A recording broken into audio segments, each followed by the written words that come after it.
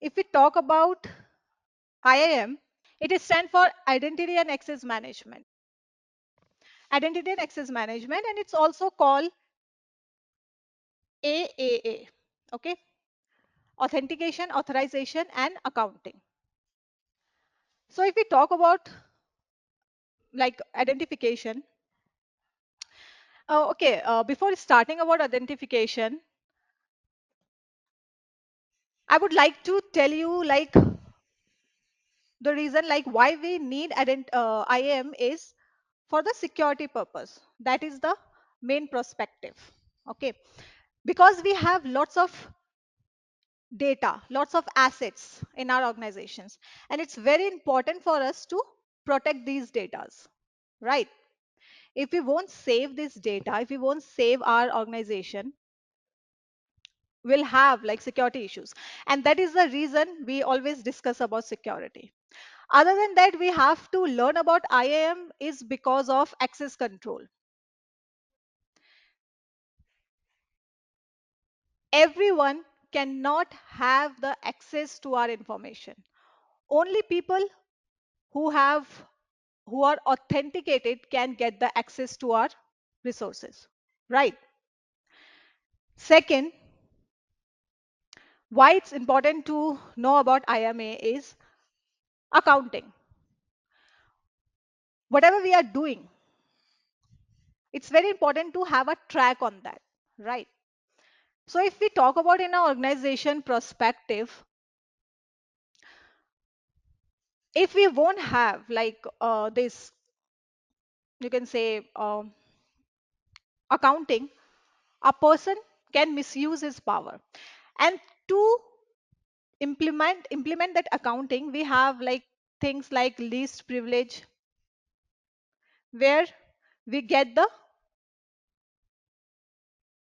you can say, permissions. Only limited permissions are provided to the person so that he can fulfill his role in the organization. Why we have least privileges? To save the organization from insider threat. So if we talk about insider threat is what? Insider threat is could be a person, right, who is working in an organization, but let's say uh, last month it was appraisal season, and a person he didn't get the appraisal. So what he'll do? He may get angry from his manager, right?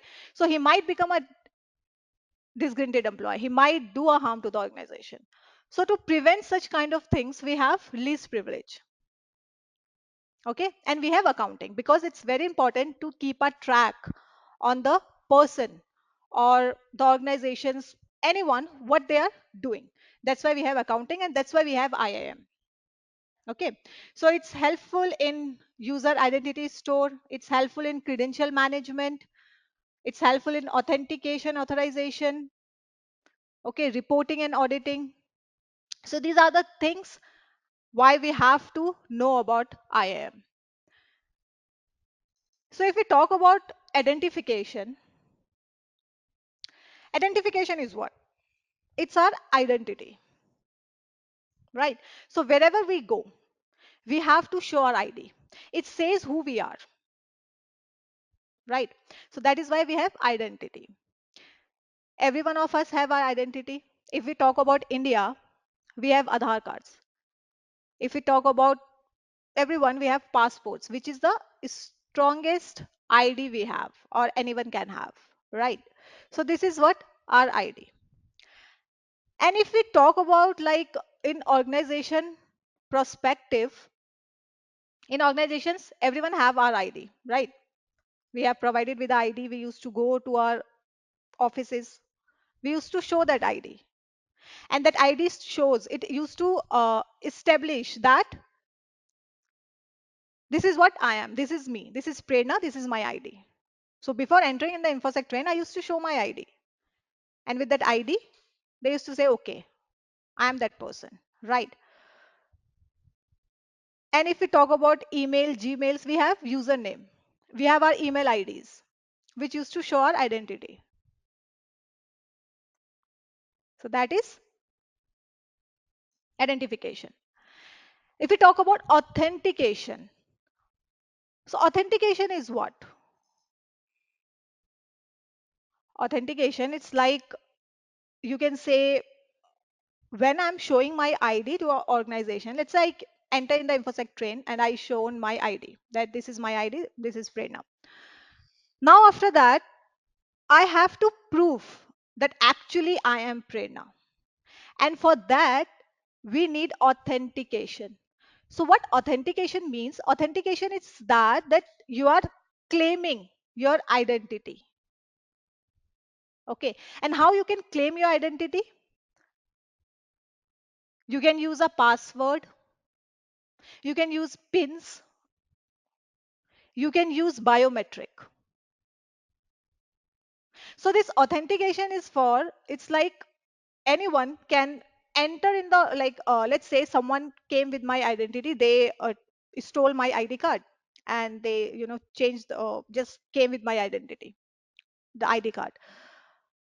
But authentication is what? Authentication, I have to prove that that IDs actually belong to me.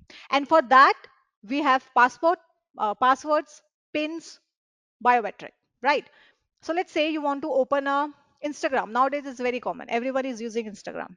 Everyone is in Instagram. So what you do, you used to write your username. XYZ at the rate of gmail.com is your username which you are using in the Instagram. After that, what you do, this is your username, this is your identity. To verify that you are actually that person, what you do, you write the password. So this password is what? This is how you will get authenticated. Because as soon as you'll enter this password will go to a database where it's safe. Now the database will check the password, the check the credential, and he'll say, okay, this is that person, and then it will allow the access to you.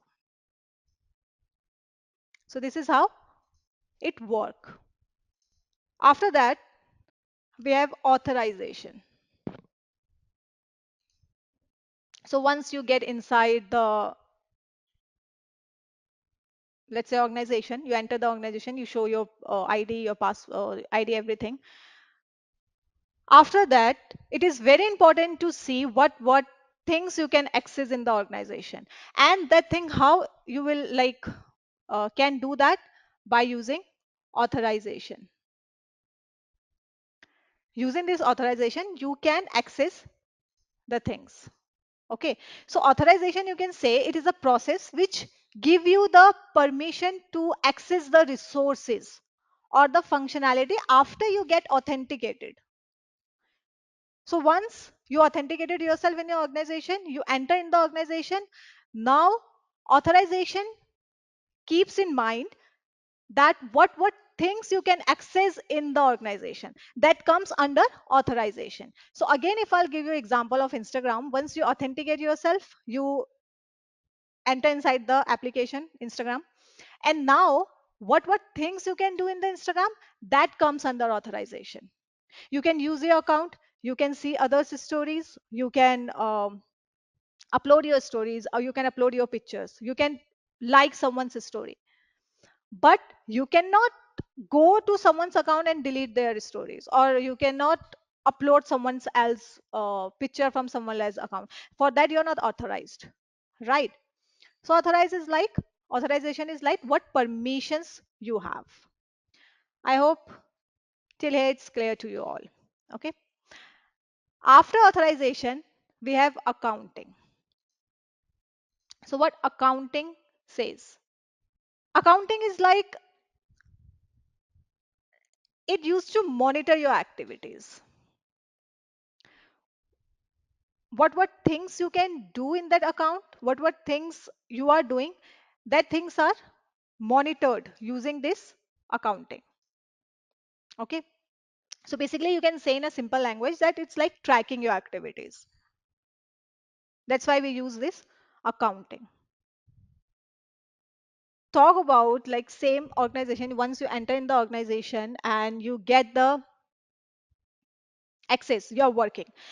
Now the organization has to see what things you are doing there, and how they will See it by keeping a eye on your activities, what things you are performing, by tracking your activities.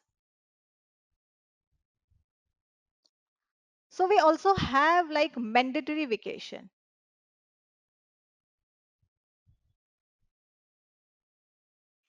So it's what? Mandatory vacation is like what organization used to do. They used to send their employees to a mandatory vacation so that once they are out, once they are not in the organization, the people can check what things they are doing in the organization. So for that we have mandatory vacation. This is used for accounting the person's information. And why it's important? Because doing the accounting, we can do many things. We can, stop a breach. We can see if there is any risk which is arising. That can also be controlled using this accounting. So these are the things we do by accounting. So this is what IAM is identity and access management.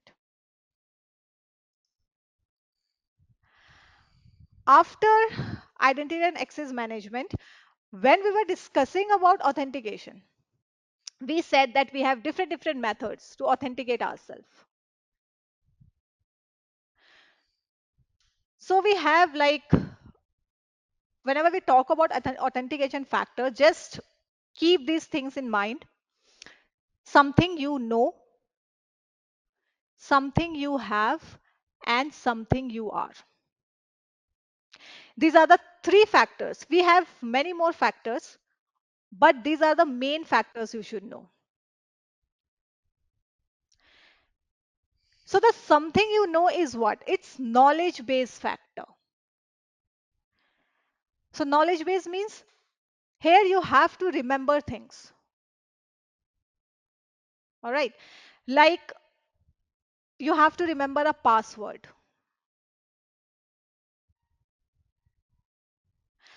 OTP fits in, you can say, in the something you have.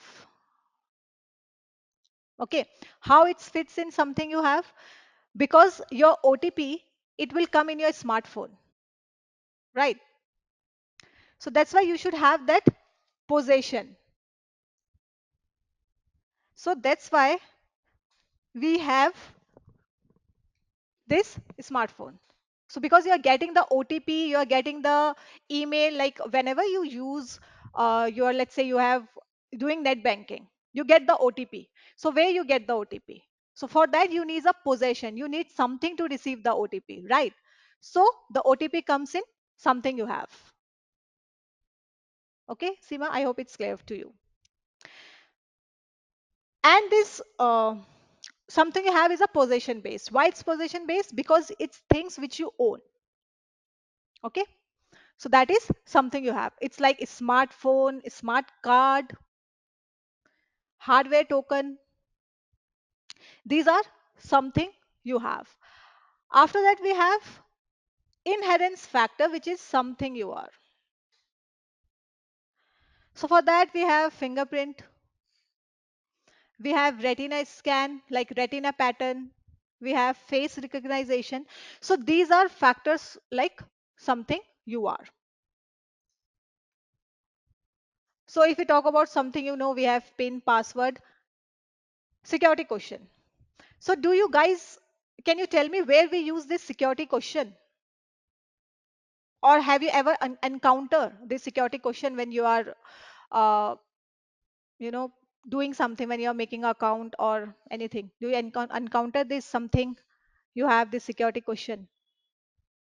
So whenever we make our accounts and we write the password, that time we used to, you know, that question used to come, security question. That what is your pet name, or your first pet name, or your nickname, or your mother's name, or what your mother called you when you were 5, like that questions are come. So this is also something you know.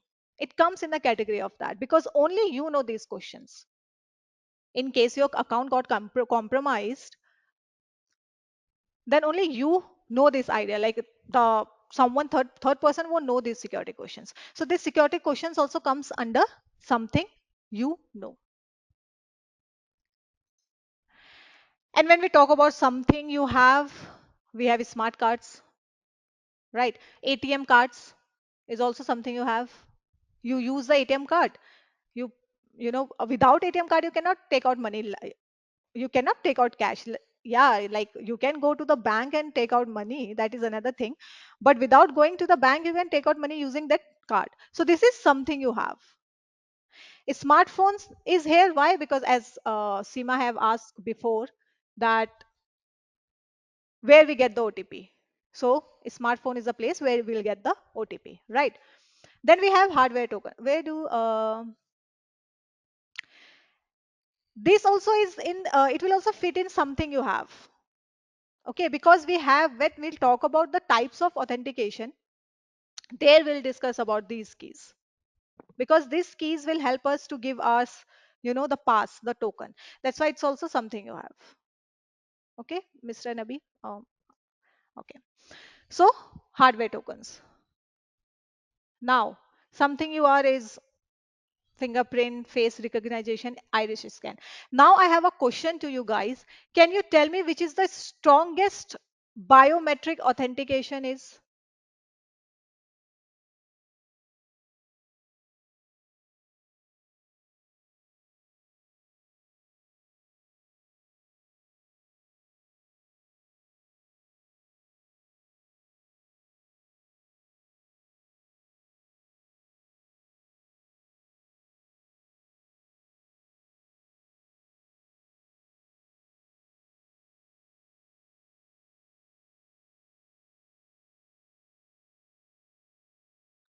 Although it's very strong, difference between, okay, the thing is in retina scan, we used to scan the muscles, even our muscles get scanned.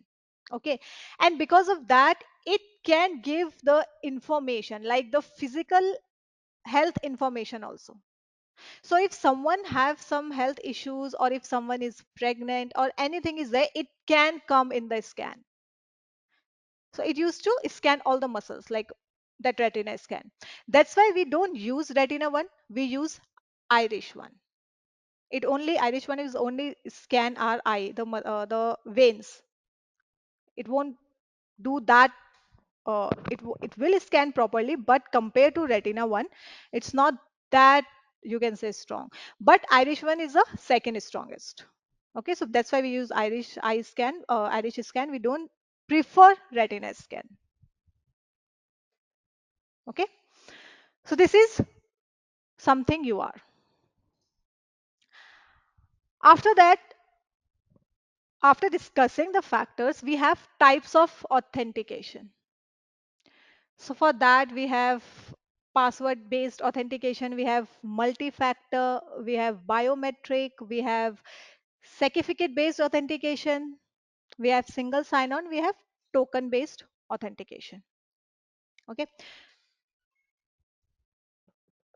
So this multi-factor authentication.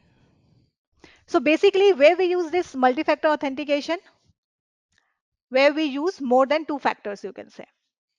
Okay, we are using password,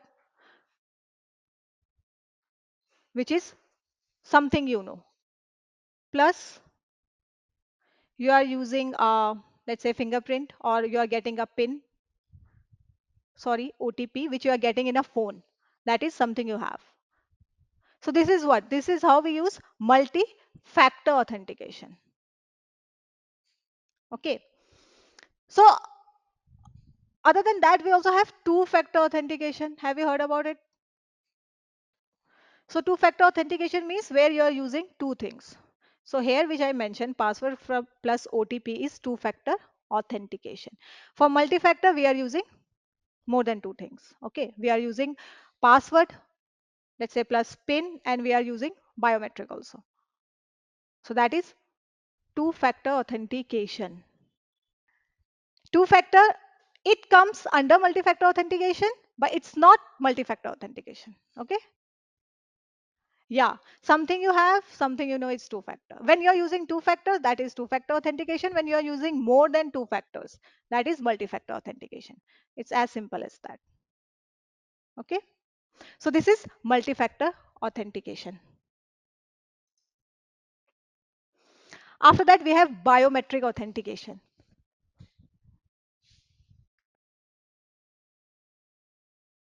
As we have like discussed about something you have, this biometric authentication is a very fancy things you have seen in our movies.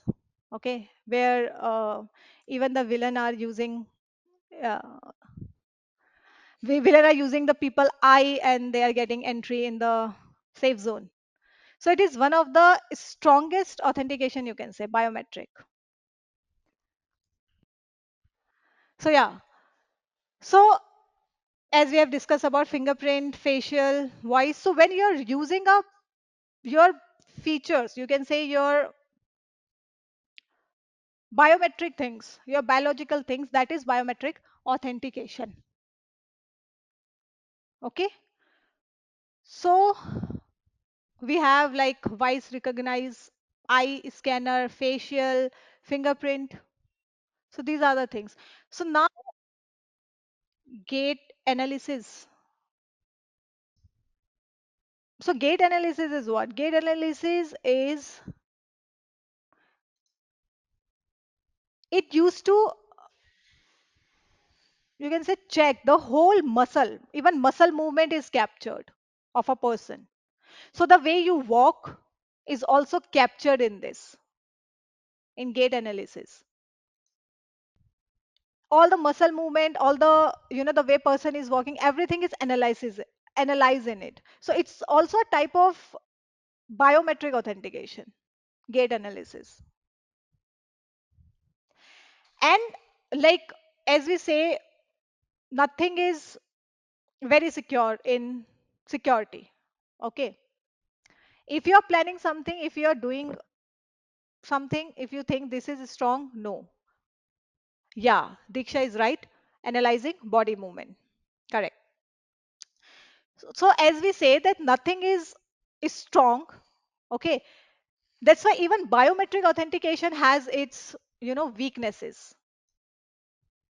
It also somehow used to, fail some place. How? Some, like you must have seen, sometime you use facial recognition in your phone, right? And uh, sometimes your phone is not able to catch it. You are using your phone and you're not able to catch it. That's why people even they use two factor authentication even in mobile also. They are using pin and they are using face. Because this biometric sometime it's not, it never be 100%. Just know this. Okay. Sometime it might reject the authentic person also. Someone is actually that person, but it may reject it. Okay. So for that we have two things you should know. What is one is false acceptance rate and one is false rejection rate. False acceptance rate means, let's say you're not that person. Your mobile phone is, you have forget your mobile phone somewhere and your brother came and he used your phone, your sibling, anybody, and like because of this genes somehow our face is like similar and that person open your phone. That is false acceptance rate. Okay. And phone is also very important asset. It's contain lots of information, right? Lots of important things are there. And your brother or your sister has opened your phone. So that is false acceptance rate. False rejection rate means although the person is the same, but the authentication, the biometric authentication is not opening it. Let's say one day you have like apply lots of makeup and you're trying to open the like your phone and you're not able to open it. So that is false rejection rate. So when we talk about this false acceptance, false rejection, almost if it match like 70% from the data it is stored, you will get the access. Okay. So it's not 100%. It's never 100%. About 70%, it's if you're like, if your face is meeting, if it's like matching with the credential which is safe, it will allow you the access. So that is biometric authentication. And when we were discussing about multi-factor authentication, why we use multi-factor authentication, the reason is because single like all the authentications, they have some problems. Using one method of authentication is never secure. Now even like we have fingerprints, even nowadays people can, you know, capture your fingers, these fingerprints also, and they can use it. When deepfake is coming, they can analyze your fingers, your lines, find these lines in your fingers, and they can use it. So one factor of authentication is never strong. That's why we use multi-factor. We use different things. That's why we use biometric along with that password, along with that pin, along with that OTP, like that kind of things. That's why in the organization also we have deep defense in depth. Do you have any idea what is defense in depth? Anyone? It's talking about defense. Where you have seen this defense in depth? Any example for that? Identify to data. Yeah, Suman. So where you have seen? Any example you have seen this defense in depth? Because here also we are using multiple layers to secure things. Because one layer is not enough. That's what I'm saying. One protection is not enough for the security. The one thing which comes in my mind whenever I see uh, from banking multiple fire, yeah, it is like multiple fire network security where multiple layers of security control such as, yes, correct, Mr. Nabi, yeah, yeah. And if I say a very simple example which is coming in my mind, like it's a very lame example, I know, but for the people who are not, who don't know much about network or who are new to this IT and all, for them I'll just say airport. Here you can see defense in depth, multiple layer of securities, right? Or in the organization where you use your cards, you get entry, then you come out, all of these things.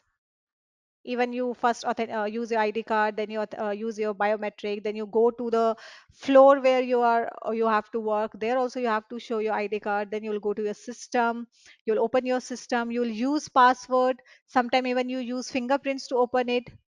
Then you will open your, the desk box, desktop, you'll write the again you'll write the credentials. So these are the defense in depth, these are the multi-layer every day we are seeing around us. So it's very important because we have to protect our data, we have to protect our information. That's why we are using this defense in depth. After biometric, we have password based authentication. So before starting this password based authentication, what is the minimum length of a password should be? Minimum length of password. Okay. Okay. So the minimum length of password should be 12 to 16 characters, and it should contain uppercase, lowercase, special character, and numbers. The more complex your password will be, it will be very tough for the attacker to crack it. It might crack, they might crack it, but if the password length is strong, it becomes, you can say, hard for the, it will take time to crack, let's say. And one more thing, that's why we have like for the password authentication we have rules like the length should be 12 to 16, the password should contain uppercase, lowercase, symbols, numbers. You should always change your password. You should keep on changing your password. That is also one thing we should follow for securing the password. Other than that, we should not use the same password in different accounts. Like you are making, let's say you have 5 email IDs and you are using same password for all 5. No, never do that. Always use different passwords for different IDs. Always keep on changing it. Don't keep same password for long. So these are the few things which you should follow. So password strength should be strong if you say password authentication because it's widely used, right? Why it's used? Because it's very simple and it's familiar to so many people. That's why people are using password. Password based authentication is very common, right? Everyone is using it to in their day-to-day life. So if we talk about password based authentication, there are challenges also which we face. And that's why we always recommend to have a strong password. Okay, password strength should be strong. Organization have password policies also. Like you have to change your password within 30 days, within 15 days. You should change your password. Only password is not enough. That's why we have multi-factor authentication, which will make the which will add strength to the, you can say, your security. Okay, so these are the ways you can make your password strong. So when we are discussing about password, there are lots of attacks we have, like password attacks. So the one which is very common is brute force attack.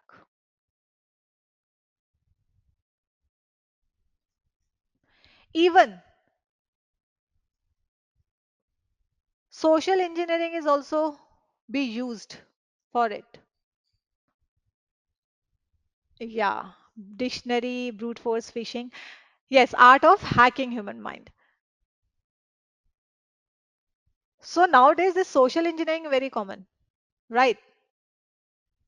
That is getting the detail from social media. That is reconnaissance, Mimanshu. It's different. It's a different thing.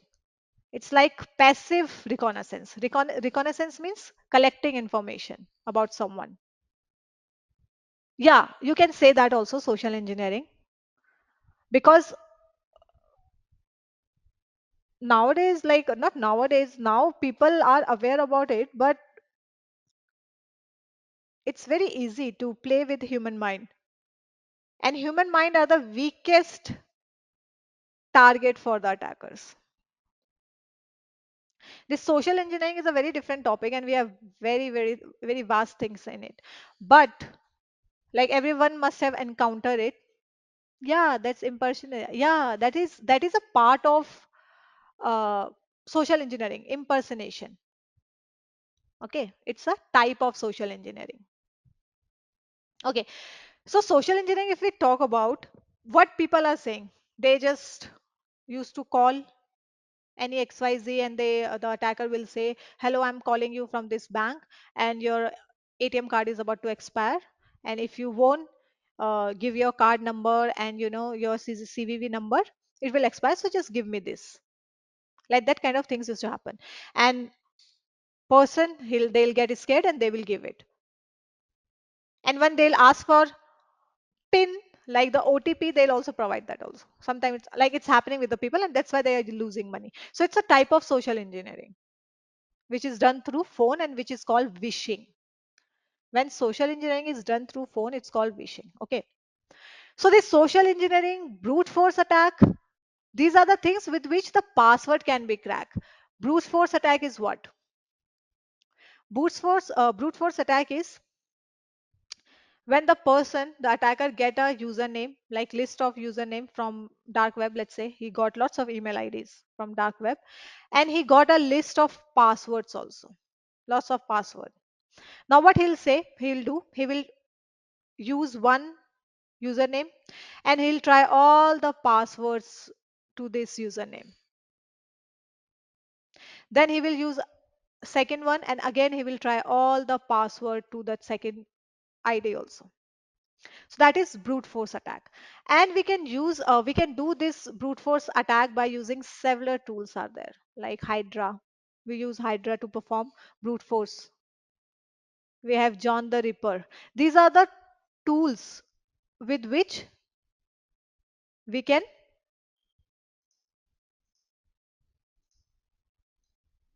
do the password attacks.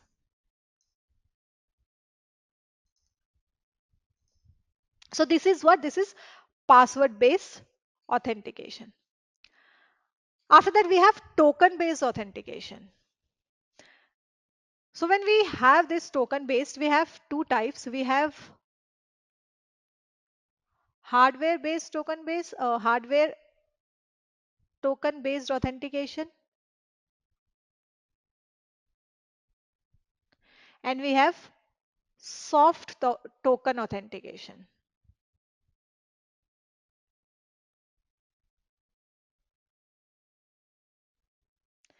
So this token based authentication, in which factor it will come? It's something you have, something you are, or something you know. Under which factor this token based authentication comes?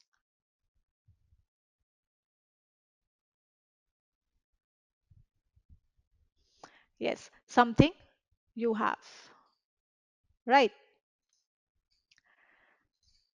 So for this token based authentication, it is a method, you can say, which used to provide us the OTP or the password, one time password, okay, OTP, by using a security keys or a digital certificate. So security keys like UB key. So if I'll show you about this UB key, I'll show you the picture of this.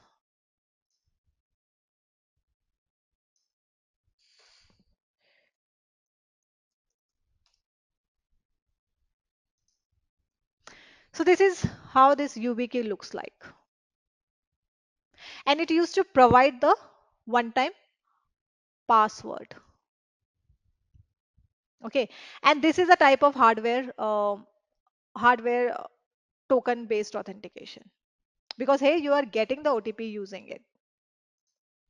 So if I will give you let's say someone wants to authenticate themselves. Okay,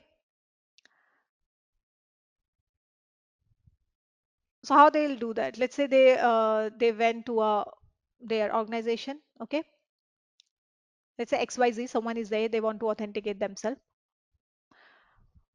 Let's say I'll use Jacob name. He works in a company, and that company takes security very seriously. Okay, so they use this UB key to protect the access to their system. So as soon as Jacob he will logs into his account. As soon as he logs, a prompts come up, and that prompt will ask to insert the security key into a USB port. So as soon as Jacob will insert this UB key in his port, his authentication request will come. So he will Jacob will mention the his credentials, username, password, and he will insert that security key. Okay, the prompt will come that insert a security key. He will insert the security key. Now that key which Jacob has inserted in the USB port, it will communicate with the authentication server, And after communicating with the authentication server, the authentication server will provide a unique signature, or you can say response, to Jacob. And with that response, once it came, then Jacob get the access to the work. And now he can access the sensitive data of the company. So this is how hardware token works. And if we talk about software one is like, you can say it's a software token authentication, where we use software application to give us one time password or OTPs or any authentication codes. Okay. And these codes are basically, like, typically these codes are time based, or you can say event based. So time based, TOP, these are time based authentication. So whenever we use online banking, we get this time based authentication which have some limited time, and after some time it used to expire, right? So we used to get that. We also had HOTP. This is event based. When you do some event, then you will get the OTP. So when we are using this UB key, we are doing a event. We are putting that UB key in the that key security key in the port. That is our event. When we are performing a event, then we are getting a OTP for some time. So this TOP is a time based, and this HOTP is event based OTP. Okay. So this is what token based authentication is. Okay. After this, we have single sign on authentication, and we are using it every day. So we have a Gmail account, right? And we are using that Gmail account to access so many things. With the same Gmail account, we can use YouTube, we can use Google Drive, we can use many other third party websites. So that is single sign on,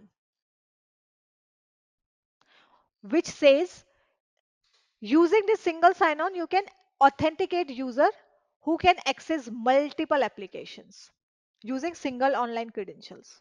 So now the user don't have to, every time they don't have to go and log in themselves to different places.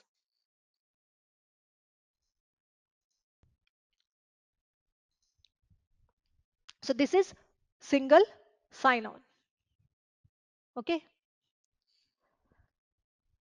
Now when we are like discussing about this single sign on,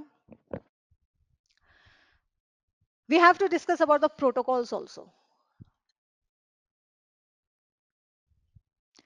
Authentication protocols.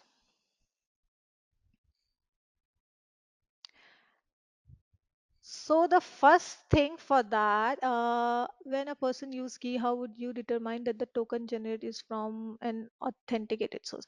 For that, we have keys like cryptography keys, and basically that authenticated source, like before only that keys which people are using, his data is saved in your system, the server.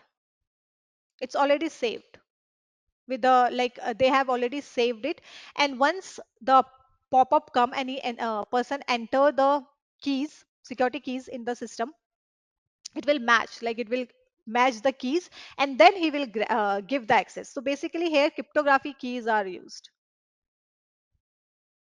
for authenticated in the hardware token. Okay, Anita. So cryptography keys are used for authentication here. Okay.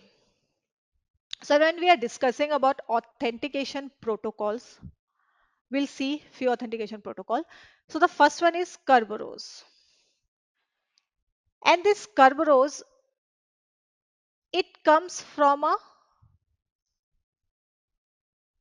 there is a three faced dog, okay, in the Greek mythology.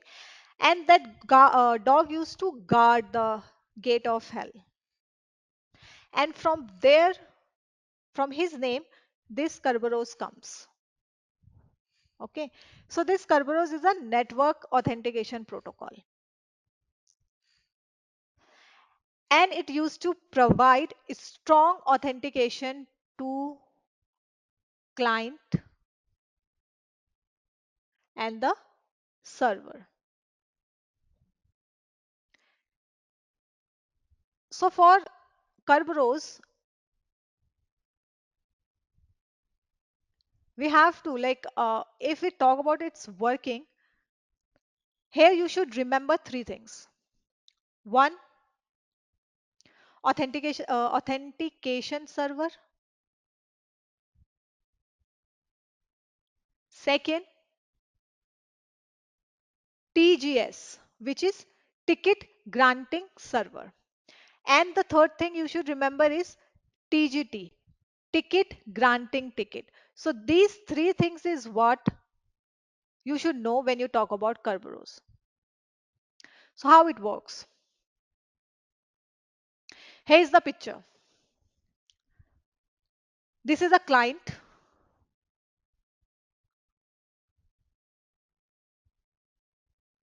and he wanted to access a resource. Okay. Now what that client does, he requests for TGT. TGT is what? TGT is ticket granting ticket. He requests for TGT from a KDC. KDC is key distribution center. Okay. Which contain authentication server and ticket granting server. So he requests for a TGT from this key distribution center. Here once the request comes, the authentication server will check the request, check the identity. He will verify the identity and then he will generate a session key. That session key is what? That session key is TGT. Okay. After that, again, the client will request for ticket from TGT. The client sent that TGT with his identity which he got to the ticket granting server. And that ticket granting server will give him the ticket and a session key. And now with the ticket and the session key, the client can request for the service, whatever service he wants to access from the server, and the server with that ticket which he got along with the key, he will authenticate that person and he will get the authentication. And now he can use the service. So this is Kerberos. Now, after Kerberos, we have one more authentication, that is SAML. It is also used for authentication and authorization. Okay, it do the authentication as well as authorization. Here, this SAML stand for Security Assertion Markup Language, and it is a XML based standard which is used for authentication as well as authorization. So here what remember, you should remember about the identity provider, which is IDP, and a service provider, SP. So these things you should remember when we talk about SAML. So what is IDP? This IDP is responsible for authenticating the user. And this IDP used to provide the identity information to service provider. So that's why it's used for this SAML is used for authentication as well as authorization. Okay, so once this identity provider authenticate the person, now the service provider will give you the, after you are authenticated, he will give you the authorization to use the services. And that's why both things come here. Okay, so this SAML is used for online banking platforms, for cloud applications, web webmail services. It's what is done by service provider. So service provider is like a web application, or you can say it's a service that give a access to the user after the user has been authenticated. So here what happened? Here, as we can see in the picture, the person, like this is a user, he wanted to access a service. He will request for a protected resource. So now what SAML will do, that user will redirect it to SAML IDP, to SAML identity provider. Okay. And after that, our login page will display in the screen and the person will send his credentials. Okay. He'll write his username and credential, whatever he have made. And that username will, that credential will be stored in this database. And once he have provided that, it will be sent for verification response in SAML IDP. Now the SAML IDP have seen the identity and now he say, okay, it is authenticated, and now he will send the response and the person can able to access the services. So that is how SAML works. After SAML, we have open authorization. This protocol is used for authorization only. Okay, it won't use for authentication, it is for authorization. So here how it's done, it will allow, okay, this open authorization will allow the user to have the limited access to their resources without sharing their credentials directly. So how it's done, here the user, he wanted to access some resource, so he will request to the web application for the access resource and a pop-up will come, a request, he will ask for the, he will request for the web page and now web page will pop up in the screen. Now the client will request for authorization. So to authorization, to get the authorization, the client has to put his credentials. He will put the input like whatever credential he have, xyz at the rate of gmail.com, and the password is xyz123 at the rate of slash 12 hyphen. Okay, he get the, and he log in. After that, that credentials which he have put will be gone with auth key. Okay, it will go on to the authorization server, and now the authorization server will give the token for accessing the resources for temporary basis. As soon as he'll get the token will transfer to the resource server, and using that token, the resource server will check it and he will give the access to the resources, and now the user can access the resources whatever you want to use. So this is what open authorization do. This is how it work. The working of OAuth 2.0 flow.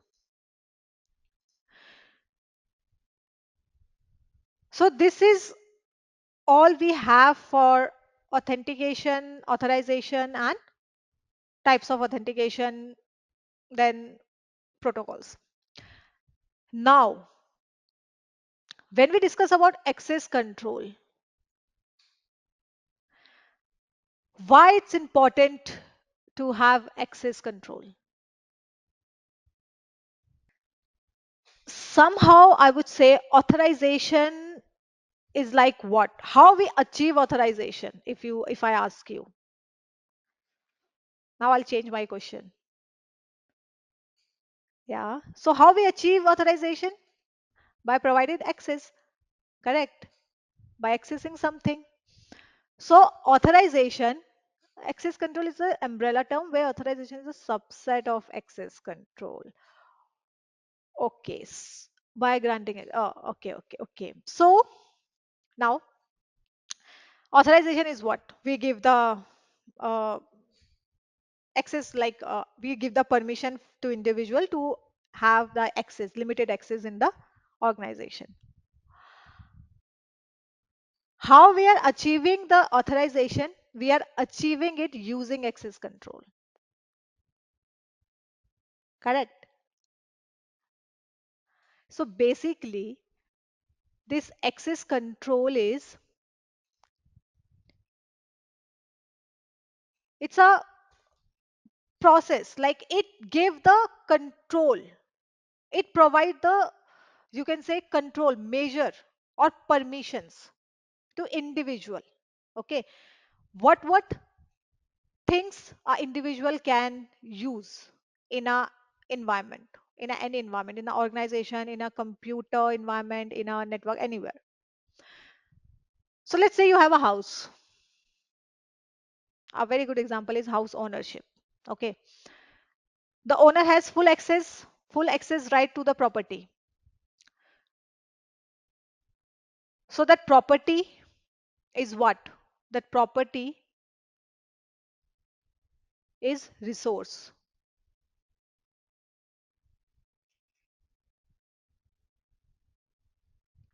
And when we talk about access control, one thing you should know, we always talk about object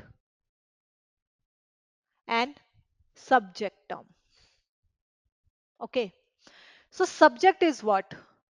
Subject is a, you can say, is a person who wants to access the resource.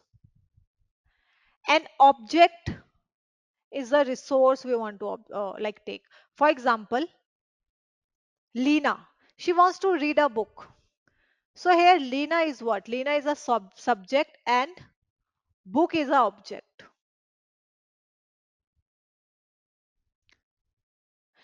If Kushvinder, he wants to open his system. Here Kushvinder is a subject and his system is an object. So when we talk about access control, we should know about subject and object. So if, like, I'm giving an example of a house ownership. So the owner, he has a full right to the property, to the resources. But he is the one who will grant the access to other to the property. He can go to his whole house. He can use terrace, he can use his bedroom, drawing room, everywhere. But the third person who don't have the access to the house, they need his permission in order to access his house. In order to go to the terrace, he need the permission of that owner. So he have the access control in his house. He is the owner who is accessing the house. Like he is the one who will give the permission. So owner is the one who authorized the people to access it. So same way in the organization also, they have to implement this model in order to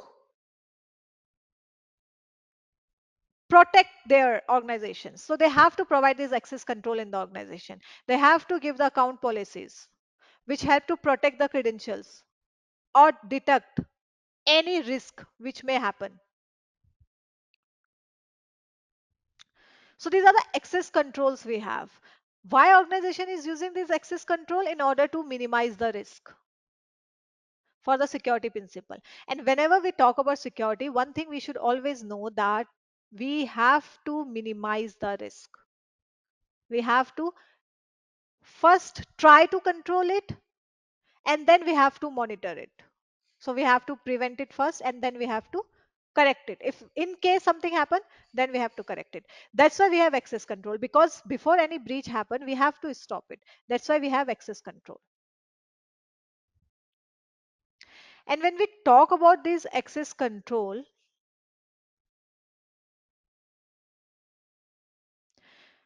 we have types of access controls. And these types of access control are one which used to give the they all are very different. Like we have mandatory access control, we have discretionary access control, we have role based, rule based, attribute based.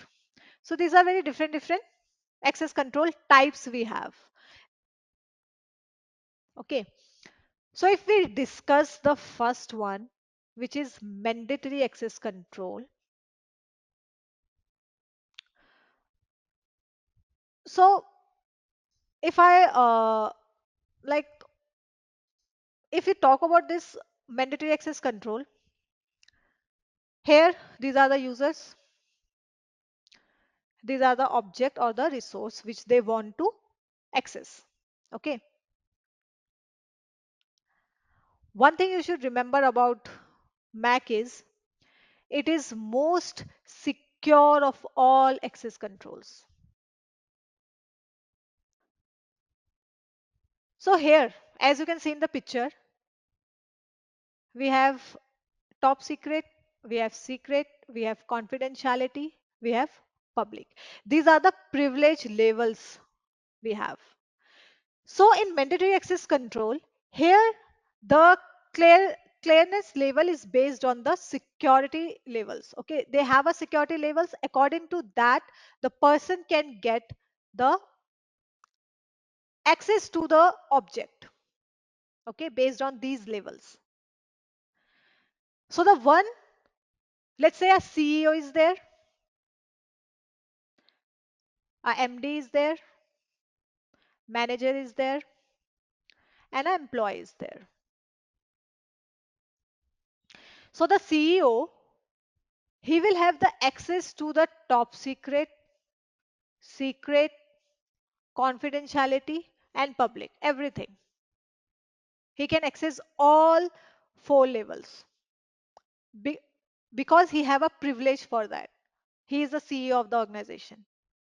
On the other hand, the MD, he have the access for the secrets, the confidential, and the public. But this MD, he cannot have the access to the top secret.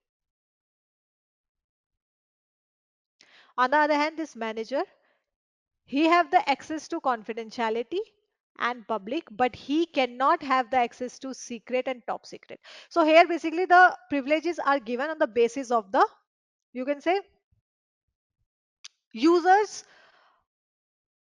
position, in what position he is, what label he is. With that, he is providing the access to the resources. So here, if we can even take the example of train berth. So the one who is at the top, he can see all the everyone, like he can see all the berths down here. He can see the side berth also, he can see the lower berth, the middle berth, everywhere. The one who is in the middle, he can see the lower one and the side one, but he cannot see the upper one. He cannot see the upper berth, right? Same way for the one who is in the lower one, he can see face to face, and the one who is just side of him, they cannot see the upper one. So this is mandatory access control. and it is one of the most secure access control. And where it use, basically you can see this access control in a very in a places where high security is needed. So you can see using this access control in the militaries where the security is needed, like a very according to the rank people are able to get the access to the resources in the military, in the government. In that places these mac system are typically used because these organizations need high level of security, and that's why they are used there. Mandatory access control. Okay, so this is what mandatory access control is.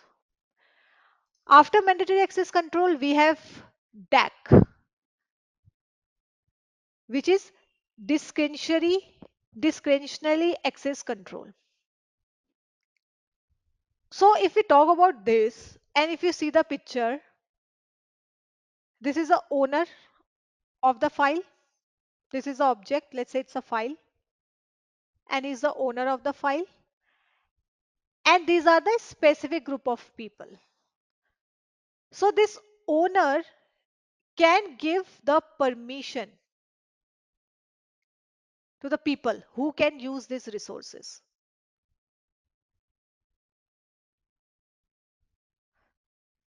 So for that we have an access control list, and in that access control list we have the permissions, like the permission which are given to the users, specific users, and to the owner. Owner is the one who will give the permission. A very like an example is doc, Google Doc. When you make any file on Google Doc, you are the owner of that file, and you are the one who give the permissions to the people on that based on the access control. So if I'll show you this thing, so if I like these are the files I have here, okay, in Kali. So if I'll use a command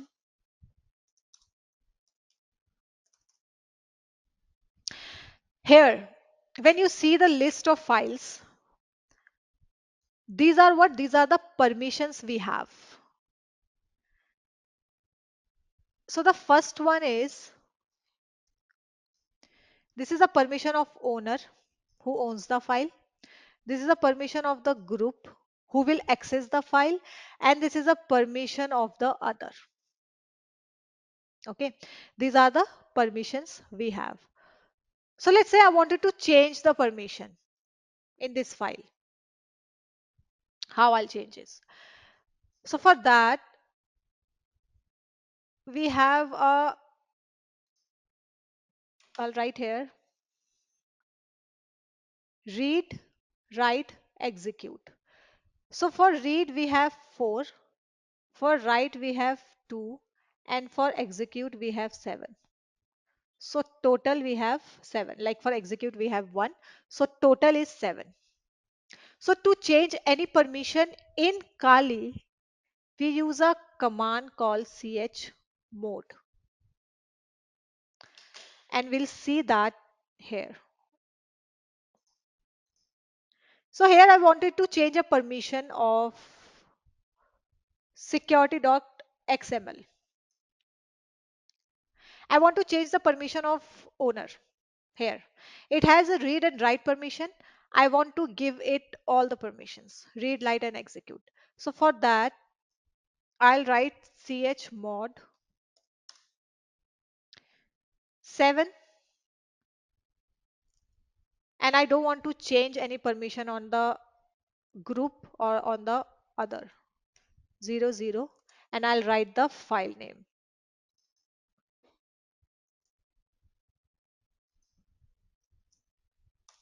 and I'll press enter. So now again I'll check the file.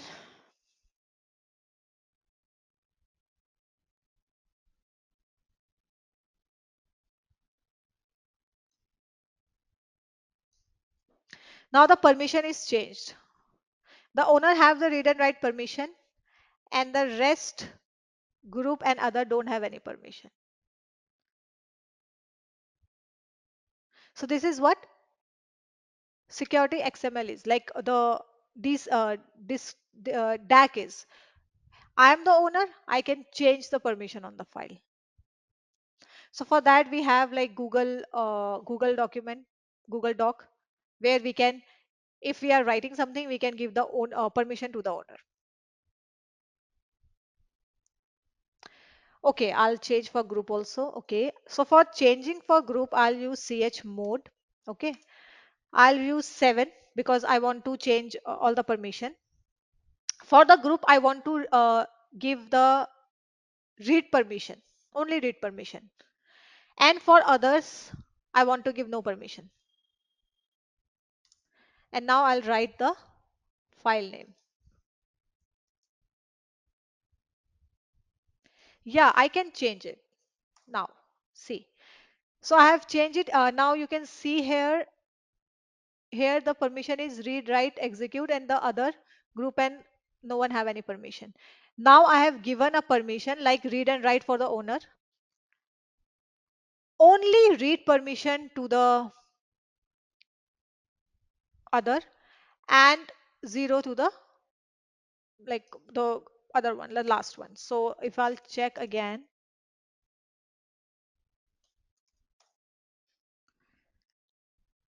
see, sorry, the write, 2 was for write, 4 was for read. So see, here the permission is changed. So this is how we can change the permission in DAC. This is what DAC is. Now we have role-based access control. So this role-based access control is based on the roles the person have. According to his roles, he'll get the access in the organization. So let's say HR is there and a engineer is there. So this HR have the information about all the employees in the organization. He have the role that he know about everyone. He know the salary of all the employees. He know about the leaves and everything. He have the role of that. So he can access to employees list, HR. On the other hand, the engineer have the access to the labs, to the software, to the systems, which is highly confidential. Okay. So here the engineer cannot have the access to the employees list and the HR cannot have the access to the things, resources which engineer have the access. So they get the access according to the permission they need for their work. That's why it's role based. According to the role you are performing in the organization, you will get the permissions. So the role which you are not performing, you won't get the permission to access that things. So the software engineer have the, he can access the AWS cloud, GitHub, Google cloud. Okay. Marketing job, market, the person who is in marketing, they can access the Facebook ads, Google ads, Google analytic, all these things. Financial person, he have the access to Xerox, ADP and all. So it used to give permission on the roles. Whatever role person have, according to that only, they will get the permission in the organization. That is role based. After that, we have rule based.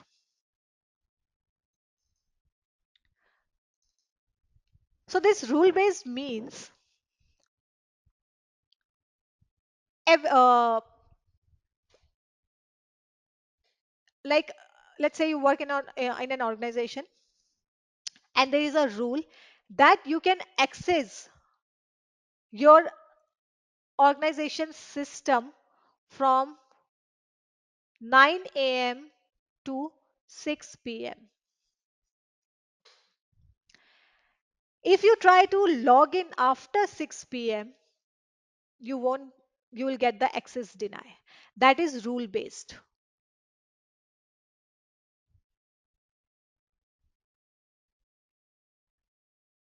So they have a rule, and with that rule only you can access the system.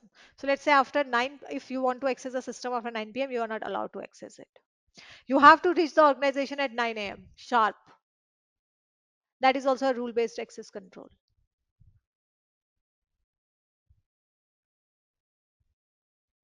Even to get the entry, you cannot leave the building when you're in the organization.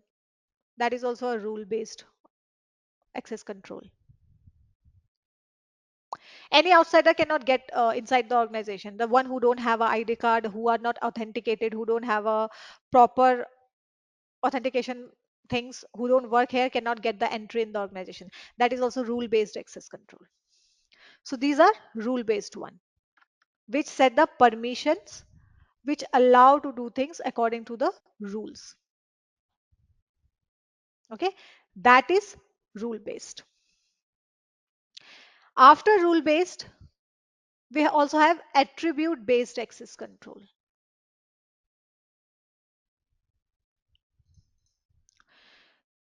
So for this attribute access control, how it works? Here they have a policy. Okay, policy, it's like a policy based access control, you can say. Policy based access control. So in that policy based access control, they have a policy engine where they used to keep, they, what they does, they keep policies inside it. So if a person